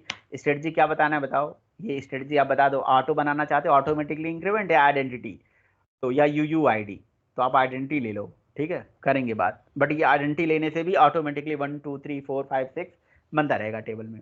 आपने कहा कि जी मुझे मुझे ऐसा कोई फील्ड चाहिए जिसका एंट्री डेटाबेस में नहीं चाहता हूँ, अभी तो बात हो रही थी वही, है ना? चलिए मैं एक फील्ड उसका भी बना लेता हूँ, लाइक मैंने यहाँ पे OTP नाम का फील्ड बना दिया। अब नहीं चाहता हूँ कि इसका कॉलम डेटाबेस में बने, तो यहाँ पे क्या लगा दूंगा, क्या मैंने बताया था भाई, ट्रांजिएंट। तो ट्रांजिएंट लगा दिया, ये लीजिए, ट्रांजिएंट लगा दिया जी। नहीं जाएगा इसके एंट्री अब डेटाबेस में, होने नहीं जाएगा, ठीक है। अच्छा, और अगर मुझे कॉलम वॉलम बनाना है, तो भैया कॉलम भी लगा लो यार, कॉलम का नाम दे दो, जो मर्जी वो कर सकते हो यार। अब यहाँ पे कॉलम वॉलम नेम दे सकते हो सबका, कॉलम वगैरह सब लगा सकते हो, COLUMN ऐसे करके ले सकते हो। लेकिन मुझे कॉलम का नाम क्यों दूंगा मैं भाई? इतना मिनिमम एनोटेशन है जिससे मेरा काम चल जाएगा। भैया आईडी लगा दो, एंटिटी लगा दो, और जनरेटेड वैल्यू लगा दिया, और प्राइमरी की बना दिया, और क्या चाहिए लाइफ में भाई? और मुझे ट्रांजिएंट भी बना दिया, जो आपने बोला था भाई, ये कॉलम डेटाबेस में नहीं बनेगा। और इतने सारे कॉलम बन जाएंगे डेटाबेस में, अब सबके डेटा डेटाबेस में स्टोर होने वाला है। ठीक है भाई, है ना मज़ेदार चीज़? चलिए बहुत अच्छी बात है सर। तो अब अच्छा लग रहा है थोड़ा बहुत, कुछ ठीक है, बढ़िया, परफेक्ट है भैया। अब जो है, अब तो खुश हो, अब तो HBM बनाना ही नहीं है, CFG बना के बस काम हो जाएगा। एक एक्जाम्पल तो कम कर दिया मैंने, हैं? अब क्या चाहते हो? अब इससे भी आसान चाहते हो कुछ, तो वो भी करेंगे। थोड़ा सा पेशेंस रखिए, सब होगा, धीरे धीरे होगा। चलिए जी, ओके जी। अब क्या करते हैं जी हम यहाँ पे, अच्छा जी, अब सबसे पहले क्या करेंगे, एक हम सेशन फैक्ट्री का सेशन प्रोवाइडर यहाँ पे क्रिएट करेंगे अलग से। सेशन फैक्ट्री प्रोवाइडर क्रिएट कर लें या सेशन प्रोवाइडर क्रिएट कर लें, दोनों क्रिएट कर सकते हैं। तो मैं यहाँ पे लिख देता हूँ एक क्लास जिसका नाम रख देता हूँ जी सेशन फैक्ट्री प्रोवाइडर। ठीक है, सेशन फैक्ट्री प्रोवाइडर मैंने एक क्लास बना दिया। ठीक है, इसको सिंगलटन क्लास बना लेता हूँ, क्लास को फाइनल कर देता हूँ ताकि इनहेरिटेंस रुक जाए। तो क्या नाम है, धीरज हो ना क्लास में, बोलते रहना भाई। हैं Dheeraj, you are there in the class? हाँ सर हूँ। हाँ, बोलने को पड़ी बबुआ। ठीक है, ये अरे देखिए सर ये हूँ, आप कंस्ट्रक्टर को पढ़ा मैंने रहे हैं प्राइवेट बना दिया। और अच्छा लग कंस्ट्रक्टर रहा को है मैंने इस वजह प्राइवेट, से। एक मिनट भाई, बस मैंने बोला कि बोलना पड़ेगा और ज़्यादा कुछ नहीं बोलना पड़ेगा। ठीक है, ये हमने कंसिडर को प्राइवेट बना दिया। और कंसिडर को प्राइवेट बना के हम यहाँ पे क्या कर देंगे, यहाँ पे, और इसको डेटा को भी नल कर दिया। अब यहाँ पे हम क्या कर लेते हैं जी, public return type session factory, नहीं, रिटर्न टाइप मैंने दे दिया जी session factory, session session factory. ठीक है, सेशन फैक्ट्री हमें हाइबरनेट वाला यूज करना है भाई, फैक्ट्री ये वाला यूज करना है। ठीक है, सेशन फैक्ट्री, और मेथड का नाम दे देता हूँ सेशन फैक्ट्री, ऐसे कुछ भी करके, या गेट सेशन फैक्ट्री लिख देता हूँ। ठीक है, तो गेट सेशन फैक्ट्री हमारे मेथड का नाम हो गया। ठीक है, अच्छा, और मेथड को स्टैटिक बना देता हूँ। ठीक है, वही सेम कहानी जो अभी हमने किया था। तो यहाँ से रिटर्न स्टेटमेंट लगा देता हूँ और यहाँ पे चेक करा लेता हूँ कि अच्छा, यहाँ पे सेशन फैक्ट्री का एक रेफरेंस वेरिएबल क्रिएट कर लेता हूँ, session factory is equal to null, ऐसे सेम कनेक्शन के केस में जैसे मैंने किया था। ठीक है, और ये फैक्ट्री की वैल्यू हमने चेक करा लिया कि क्या फैक्ट्री इक्वल टू नल है। अच्छा, इसको सिंक्रोनाइज भी बना लेता हूँ, जैसे मैंने अभी कनेक्शन के केस में भी यही काम किया था, सेम एज इट इज। अच्छा जी, मैंने कनेक्शन की वैल्यू चेक कर लिया, नल है। तो अगर नल है तो एक काम करो भाई, एक काम करो, न्यू कॉन्फ़िगरेशन, ठीक है ना, configuration, con FIGU, new configuration dot configure dot build session factory से भैया हमें क्या मिल गया, सेशन फैक्ट्री का ऑब्जेक्ट। ठीक है भाई, हो गया कि नहीं हो गया, सेशन फैक्ट्री का ऑब्जेक्ट हो गया। और सेशन फैक्ट्री का ऑब्जेक्ट बना के यहीं से रिटर्न करा दीजिए सेशन फैक्ट्री का ऑब्जेक्ट, हो गया ऑब्जेक्ट रिटर्न। ठीक है, अच्छा, और एल्स में जाके यही सेम सेशन फैक्ट्री हमें यहाँ से रिटर्न करा देना है भाई, यहाँ से कॉपी करके यहाँ पे सेशन फैक्ट्री का ऑब्जेक्ट रिटर्न करा देना है। अच्छा, ट्राई कैच वगैरह लिखने की जरूरत नहीं पड़ी, हमने नहीं लिखा है, उसे कोई फर्क पड़ेगा नहीं भाई। ठीक है भाई, तो मैंने क्या करा दिया, ट्राई कैच वगैरह भी लिखना चाहते हो तो लिख सकते हो। ठीक है, तो वही सेशन फैक्ट्री का ऑब्जेक्ट बना के मैंने यहाँ पे उसका एक सिंगलटन बना दिया। अब जहाँ पे मुझे सेशन फैक्ट्री का ऑब्जेक्ट चाहिए हम गेट कर लेंगे, हमारा काम हो जाएगा। चलिए भाई, परफेक्ट है, सेशन फैक्ट्री प्रोवाइडर मिल गया। और जो डाओ क्लास है इसमें क्या करेंगे, डाओ क्लास में हम क्या बनाएंगे, एक्चुअली में यूज़र का डाओ क्लास बनाएंगे, यूज़र डाओ में क्या करेंगे भाई, तो यूज़र डाओ क्लास के अंदर एक्चुअली में हम एक सेव मेथड बनाएंगे, और जिस सेव मेथड में हम डेटा को सेव करने वाले हैं, पब्लिक वाइड, ये हमारा सर्विस लेयर भी हो सकता है, जिसको हम बोले डाओ लेयर, सर्विस लेयर, जो हम कोर में सर्विस बना रहे थे, समझ रहे हो, वो भी हम इसका नाम रख सकते हैं, ऐसा कोई दिक्कत है नहीं। तो हमने इसका नाम रिटर्न टाइप भी कुछ देना चाहे तो दे सकते हैं। और यहाँ पे हमने नाम दे दिया सेव यूज़र, क्योंकि यूज़र के एक ऑब्जेक्ट को यहाँ पे मैं सेव करने वाला हूँ। ठीक है, और यहाँ से मैं क्या रिसीव करने वाला हूँ, यूज़र का डेटा रिसीव करने वाला हूँ, यूज़र ऑब्जेक्ट रिसीव करने वाला हूँ। ठीक है, यहाँ पे पूरा यूज़र ऑब्जेक्ट मैं रिसीव करूँगा। अब जाहिर सी बात है, यूज़र ऑब्जेक्ट रिसीव करूँगा तो मेरा सेशन फैक्ट्री प्रोवाइडर चलेगा, session session factory provider, session factory provider. ठीक है, session factory provider dot gate session, इससे मुझे मिल जाएगा सेशन फैक्ट्री का ऑब्जेक्ट। ठीक है, और सेशन फैक्ट्री, या एक काम करूँगा, session factory provider dot open session चला दूंगा, सीधे ओपन सेशन मेथड चला के, ये मैंने सेशन का ही क्यों नहीं फैक्ट्री बना दिया, सेशन फैक्ट्री का क्यों बनाया आगे चल के बताऊंगा आपको। सेशन मिल गया, और सेशन का ही सेशन के ऊपर ही सेव या परसिस्ट मेथड चला दीजिए। परसिस्ट मेथड यहाँ पे चला दिया, इसमें यूज़र ऑब्जेक्ट पास कर दिया, डेटाबेस में सेव हो जाएगा, दैट्स इट, खत्म कहानी। अब इसको हम स्टैटिक नॉन स्टैटिक कैसा भी कंट्रोल शिफ्ट ओ कर दिया, ये बना सकते हैं। तो डाउ लेयर में एक्चुअली बिजनेस लॉजिक हमने लिख दिया। अब आपने कहा सर अब यूज़र से इनपुट कैसे लोगे, तो यूज़र से इनपुट लेने के लिए मुझे कुछ करने की ज़रूरत नहीं है, ऑलरेडी यहाँ पे देखिए एक मेथड बना हुआ है, कहाँ बना है, नहीं मेथड नहीं, ऑलरेडी एक जेएसपी फाइल बनी हुई है इंडेक्स जेएसपी। तो इस इंडेक्स जेएसपी में यहाँ पे आप कुछ कोडिंग कर सकते हो, राइट। थोड़ा सा ये अच्छा नहीं लग रहा है, इस जेएसपी को डिलीट मार दीजिए, है ना। इस जेएसपी को डिलीट मार के एक नया जेएसपी बना लीजिए, कोई दिक्कत नहीं है। वैसे तो कोई दिक्कत नहीं है, बट मैं एक नया बनाता हूँ। फाइल में जाके, न्यू में जाके, यहाँ से जाके एक बनाऊंगा, अदर में जाके यहाँ से बनाता हूँ जेएसपी फाइल। जेएसपी फाइल बनाऊंगा, और पहला फाइल जेएसपी भी हो सकता है, एचटीएमएल भी हो सकता था, और इसका नाम क्या रख देता हूँ, इंडेक्स डॉट जेएसपी ही रहने देता हूँ, कोई दिक्कत नहीं है। तो इंडेक्स डॉट जेएसपी बन गई। इसी इंडेक्स जेएसपी को कॉपी करके पेस्ट कर देता हूँ, एक दूसरा भी जेएसपी बना देता हूँ, रजिस्टर डॉट जेएसपी। तो दो जेएसपी बनाऊंगा, एक इंडेक्स और एक रजिस्टर। रजिस्टर पे रजिस्ट्रेशन का कोड लिखेंगे, रजिस्टर में रजिस्ट्रेशन का कोड लिखेंगे, राइट।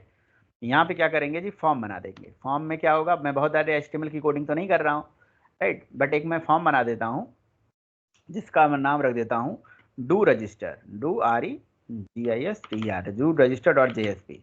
तो request do register dot JSP पे जाएगी, और यहाँ पे मैंने क्या कर दिया जी, फॉर्म तो बन ही गया। अब मैं यहाँ से बना देता हूँ जी, लेबल ले लेता हूँ।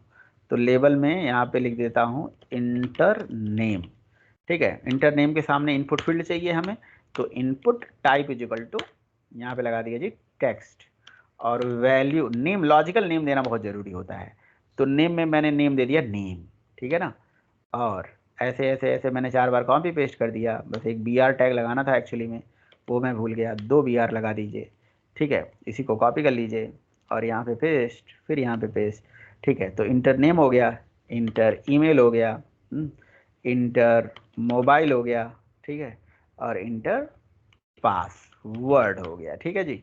और input type is equal to, यहाँ पे दे दिया जी पासवर्ड, यहाँ पे दे दिया जी टेलीफोन, ठीक है, और यहाँ पे दे दिया जी ईमेल, ठीक है। ये ईमेल एड्रेस हो गया। यहाँ पे दे दिया जी नेम में लॉजिकल नेम, नेम दे दिया, ईमेल दे दिया, यहाँ पे दे दिया मोबाइल। सबका नाम मैंने जानबूझ के मैंने लॉजिकल नेम वही सेम रखा है, नेम, ईमेल, मोबाइल, और इसको ले लेते हैं पास।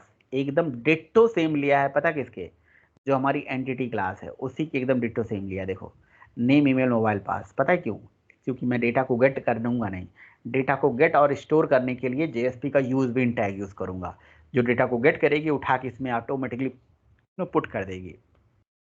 अच्छा, उसके बाद मैं यहाँ पे जाके एक BR टैग लगा के इनपुट, और यहाँ पे लिख दिया जी type is equal to submit.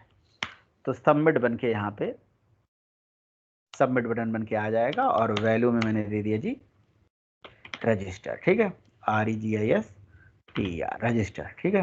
अच्छा जी, और यहाँ पे मैंने एक H1 टैग लगा के यहाँ पे दे दिया REGIS रजिस्टर पेज। ये मेरा रजिस्टर पेज है। और फॉर्म बॉडी बीजी कलर मैंने यहाँ पे बीजी बैकग्राउंड कलर या बीजी कलर, तो बीजी कलर मैंने दे दिया जी येलो, ठीक है। तो इस तरह से ये पूरा जो है कोड कॉपी करके मैंने इंडेक्स के अंदर जो है पेस्ट कर दिया, और यहाँ पे कलर दे दिया जी, यहाँ दे दिया पिंक, ठीक है सर।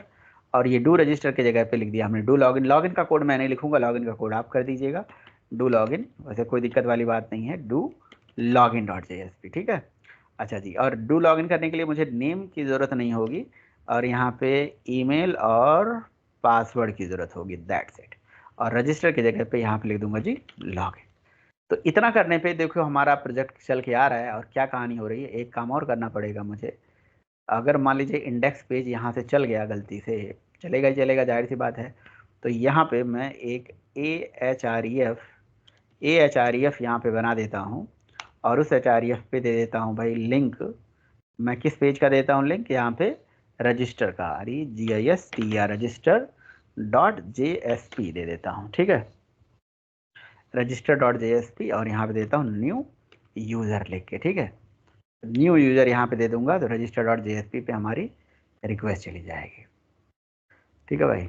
एप्लीकेशन को ऐसे राइट क्लिक करके रन ऑन सर्वर कर लेते हैं, तो सेलेक्ट करते हैं, नेक्स्ट करते हैं, और इसको फिनिश कर देते हैं, ठीक है। तो देखिए भाई, अभी एप्लीकेशन आ गई, देखिए रन हो गया, रन हो गया परफेक्ट तरीके से। ये देखिए, ये रजिस्टर पेज जो लिखा आ रहा है, एक्चुअली में यहाँ पे मुझे लिख देना चाहिए था लॉगिन पेज, ठीक है, तो यहाँ पे लॉगिन पेज लिखा था, अच्छा लगता, ठीक है। तो मैं यहाँ से रिफ्रेश कर देता हूँ, यहाँ पे देखिए लॉगिन पेज आ गया। ये न्यू यूज़र पे क्लिक करूँगा तो ये न्यू रजिस्ट्रेशन पेज आ गया। नेम, ईमेल, मोबाइल, पासवर्ड देके रजिस्टर बटन पे हिट मार देना है, ठीक है भाई। अब जो रजिस्टर बटन पे हिट मारेंगे, रजिस्टर बटन पे हिट करेंगे तो डेटा एक्चुअली डेटाबेस में जाना चाहिए, तो रजिस्टर से रिक्वेस्ट जाएगी डू रजिस्टर पे। तो भैया डू रजिस्टर को कॉपी करके एक हमें डू रजिस्टर बनाना पड़ेगा, डू रजिस्टर। अच्छा, डू रजिस्टर में मैं क्या करूँगा, डू रजिस्टर में मुझे डेटा लेना है मान लीजिए यूज़र से, ठीक है। तो डू रजिस्टर में मुझे डेटा लेना है, तो डू रजिस्टर की जीएसपी पेज बना दिया मैंने। अब यहाँ पे डेटा लेना है और डेटाबेस में स्टोर कराना है, तो मैं यहाँ से जितने भी सारे कोड वोड थे सब हटा देता हूँ, हटा दिया जी। अच्छा जी, अब इसके बाद सर यहाँ पे सेम मैं पेज पे ये वाला लॉजिक लिख दिए रहते रजिस्टर वाले पे नहीं चल रहा था। दे सकते थे, ऐसा कुछ नहीं था, दे सकते थे, लेकिन मैंने अलग ही पेज बना दिया, है ना। तो मैंने बॉडी पे, मैं बॉडी टैग के अंदर ही मैंने क्या करा, देखिए हमारे जेएसपी में एक टैग होता है जेएसपी कॉलन यूज बिन। तो यूज बिन क्या करता है, किसी बीन क्लास का ऑब्जेक्ट बनाता है। तो मुझे यहाँ पे मेरी बीन क्लास क्या है, वो बीन क्लास है मेरी एंटिटी क्लास। तो मुझे इस क्लास का एक्चुअली में ऑब्जेक्ट बनवाना है, और ताकि इसका डेटा जो है डेटाबेस में स्टोर करवा पाऊँ मैं, ठीक है ना। अच्छा, तो जेएसपी कॉलन यूज बिन और मेरी क्लास का नाम है यूज़र, इस क्लास का ऑब्जेक्ट बनाना है। और इस क्लास का ऑब्जेक्ट बना के, एक्चुअली ये मुझे क्लास में लिखना चाहिए था, मैंने आईडी में लिख दिया गलती से क्लास। और उसके बाद यहाँ पे मैंने दे दिया जी आईडी, आईडी में नाम मैंने यूज़र दे दिया। अच्छा, यूज़र या यू नाम दे दिया मान लीजिए, ओके। तो ये टैग क्या करेगा, मेरे बीन क्लास का ऑब्जेक्ट ऑटोमेटिकली बना लेगा। ऐसे ही एक दूसरी क्लास है मेरा यूज़र डीटीओ नाम है, शायद यूज़र डाओ नाम है, तो वो भी हमारी क्लास का ऑब्जेक्ट बना लेगी। यूज़र डाओ क्लास कहाँ गया, कहाँ गया, ये डाओ के अंदर यूज़र डाओ है देखिए। और यूज़र डाओ का ऑब्जेक्ट बना के, जो कि डाओ के अंदर पड़ा हुआ है, इसका सेव मेथड मुझे चलाना है। तो यहाँ पे जाऊँगा मैं, डू रजिस्टर के अंदर इसको बड़ा करता हूँ, और यूज़र एंटिटी के जगह पे यहाँ पे लिख दूंगा डाओ, डाओ के अंदर यूज़र डाओ, और यूज़र डाओ के ऑब्जेक्ट का नाम दे देता हूँ डाओ, ठीक है, या डाओ लिख देता हूँ ऐसे। तो ये दोनों लाइन लिखने से हमारे दोनों क्लासेस के ऑब्जेक्ट्स बन जाएंगे। अच्छा, उसके बाद हमारे पास एक प्रॉपर्टी होता है JSP colon set property. Set property tag से क्या होगा कि और मैं प्रॉपर्टी का प्रॉपर्टी इक्वल टू स्टार लिख दिया और नेम दे दिया यू, कि यू नाम की प्रॉपर्टी में मेरा सारा डेटा जाके ऑटोमेटिकली सेट हो जाए। तो ये सारा डेटा जो है अपने आप फॉर्म से गेट होगा और इस बीन में ले जाके सेट कर देगा, ठीक है। अच्छा जी, मैंने क्या गलती कर दी कि ये क्यों नाराज होने लगा यहाँ पे, मल्टीपल लाइन यूज बिन। अच्छा, ये जो JSP colon set property tag है, कुछ तो गड़बड़ कर दिया, सेव करो। यहाँ पे क्या दिक्कत आने लगा, डाओ डॉट यूजर डाओ, क्या दिक्कत हो गई, कुछ ऐसी लाइन लिख दिया क्या मैंने यहाँ पे कुछ। अच्छा, ये मेरी क्लास गड़बड़ हो गई, एक्चुअली ये समस्या हो गई, चेंजेस कहीं और हो गए, उसकी कहानी कहीं और दिख रही है, ठीक है। तो ये यूज़र डाओ लिख दिया अभी मैंने, है ना। उसके चेंजेस यहाँ दिख रहे थे, देख रहे हो कितना जालिम है। JSP colon set property, property is equal to star लिख दिया और लॉजिकल नेम दे दिया यू, यू वाले टेबल में सारा डेटा सेट हो जाए। और सेट होने के बाद यहाँ पे लगाया मैंने स्क्रिप्टलेट टैग, और स्क्रिप्टलेट टैग से क्या करूँगा, इस डाओ क्लास का, डाओ का, है ना, सेव जो यूज़र मेथड है उसमें पूरा यूज़र का जो यू ऑब्जेक्ट है वो पास कर दूंगा, बस डेटा सेव हो जाएगा डेटाबेस। इतना कर ले, डेटा सेव हो जाएगा, बाकी काम तो हम आगे भी कर लेंगे, पहले डेटा तो सेव हो जाए, है कि नहीं। और डेटा सेव हो जाने से इंसर्ट क्वेरी फायर हो जाएगी, है कि नहीं। पहले इतना देख लेते हैं, बाकी तो अगर इतना चला जाएगा तो फिर मैं थोड़ा उसमें सजाने धजाने का काम तो बाद में भी कर सकते हैं, ऐसा कोई दिक्कत वाली बात नहीं। तो यहाँ से गए भाई और इसको कर दिया नेक्स्ट, इसको कर दिया फिनिश, ये हो गया हमारा फिनिश। रिस्टार्ट हो जाए भाई सर्वर। तो सर्वर हो गया हमारा रीस्टार्ट, और यहाँ से अब एप्लीकेशन यहाँ पे आ गई। अच्छा देखें, अभी हमारा कोई टेबल वेबल क्रिएट करने का कोई मैसेज नहीं है। चलिए ठीक है, न्यू यूज़र में जाता हूँ, नाम दे देता हूँ राम, ठीक है भाई। ईमेल दे देता हूँ ram@gmail.com, ठीक है। मोबाइल नंबर 123456788910, और पासवर्ड ram123 देता हूँ। और जैसे मैं रजिस्टर करूँगा भाई, ठीक है, तो यहाँ पे एक्सेप्शन आ गई, यहाँ पे एक्सेप्शन आ गई। कह रहा है कि जो हाइबरनेट की कॉन्फ़िगरेशन फाइल है ना, क्लास नॉट फाउंड आ रहा है। हाइबरनेट कॉन्फ़िगरेशन की क्लास नॉट फाउंड एक्सेप्शन आ रहा है। org.hibernate-configuration org.cfg के अंदर टू रजिस्टर लाइन नंबर 15 में यहाँ पे क्लास नॉट फाउंड एक्सेप्शन आ गया, JSP कॉन्टेक्स्ट। तो class not found exception, class not found exception कब आता है भाई? क्लास नहीं मिल रही है, ओके जी। अच्छा एक काम करता हूँ, रुकिए, लेकिन वो क्लास ही नहीं मिल रही है उसे, बड़ा अजीब बात है। अच्छा मैंने मैवन प्रोजेक्ट को इंस्टॉल किया था एक बार, नहीं दिख रहा है मुझे क्या? हाइबरनेट की सी ये कॉन्फ़िग कॉमन फाइल तो दिख रही है। एक बार मैं प्रोजेक्ट को, सर्वर को बंद कर देता हूँ पहले। मैं एक बार प्रोजेक्ट को ना, मैंने कोई दूसरा लाइब्रेरी इंपोर्ट कर लिया होगा या जो भी है, मैवन पहले इंस्टॉल कर लेता हूँ एक बार। तो मैवन इंस्टॉल करने से क्या होगा कि भाई जो भी जो भी लाइब्रेरी मिसिंग होगी वो आ जाएगा। दूसरा चीज़, सेशन प्रोवाइडर में जाके, सेशन फैक्ट्री प्रोवाइडर के अंदर जाके यहाँ पे मैं देखना चाहता हूँ कि मैं काम तो सही कर रहा हूँ। चलो यहाँ पे नाम दे देता हूँ भाई, कई बारी HIBERNET HIBERNET.cfg.xml, ठीक है। तो ये रिसोर्स फाइल से, मुझे ऐसा लग रहा है कि रिसोर्स फाइल से CFG XML को कॉल नहीं कर पा रहा होगा, है ना? रिसोर्स फाइल से CFG XML को कॉल नहीं कर पा रहा होगा, ठीक है। अगर ऐसा बात है तो हम यहाँ पे रन एज सर्वर करते हैं पहले। रिसोर्स फाइल से कॉल कराने के लिए भी कोडिंग कर सकते हैं भाई, ठीक है। चलने देते हैं, स्पेलिंग से ही लिखा हूँ, HIBERNATE.CFG.XML, ठीक है। अच्छा जी, अब यहाँ से बैक कर देते हैं और बस रजिस्टर बटन पे हिट मार देते हैं दोबारा, और स्टिल वही प्रॉब्लम आ रही है कि जी CFG क्लास नॉट फाउंड, मतलब कॉन्फ़िगरेशन क्लास नहीं मिल रही है। बार बार कॉन्फ़िगरेशन क्लास ही नहीं मिल रही है, कॉन्फ़िगरेशन क्लास ही नहीं मिल रही है। क्वेश्चन है कि क्लास ही क्यों नहीं मिल रही है? क्लास तो मिलनी चाहिए भाई। ओके ओके, मैं एनोटेशन यूज कर रहा हूँ ना भाई। तो एनोटेशन के केस में ये कॉन्फ़िगरेशन के जगह पे एनोटेशन कॉन्फ़िगरेशन हमें यूज करना चाहिए था। एक्चुअली ये एक चीज़ होता है बड़ा इंपॉर्टेंट, एनोटेशन कॉन्फ़िगरेशन, राइट। अच्छा लेकिन उससे कोई दिक्कत नहीं होनी चाहिए, एनोटेशन कॉन्फ़िगरेशन, ठीक है। ये क्लास डालता हूँ मैं, एनोटेशन कॉन्फ़िगरेशन, ये क्लास ही नहीं मिल रही है अभी।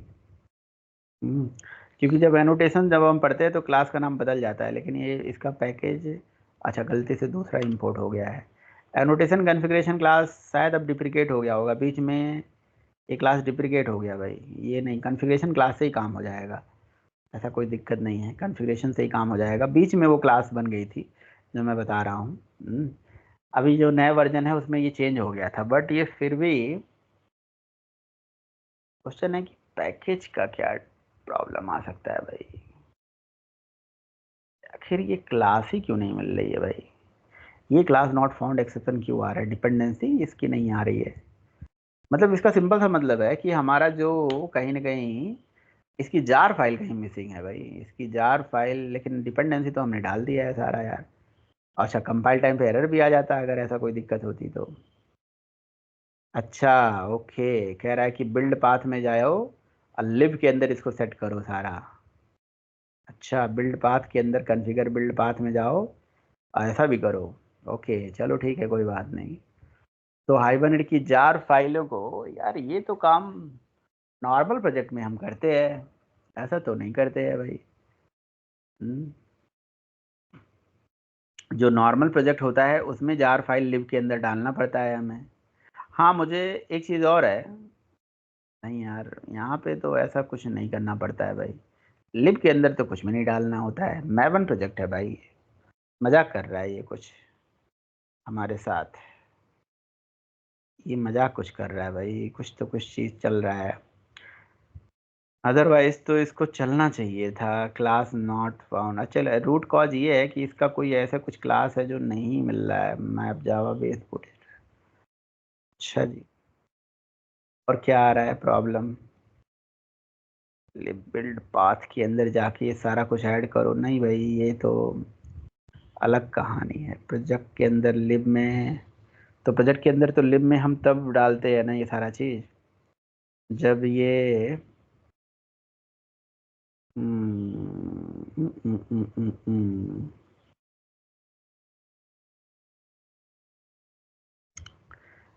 एक सेकंड, मैवन प्रोजेक्ट में ये कह रहा है कि भाई एक काम करो, हाइबरनेट एनोटेशन डालो, परसिस्ट डालो, हाइबरनेट एनोटेशन कॉमेंट।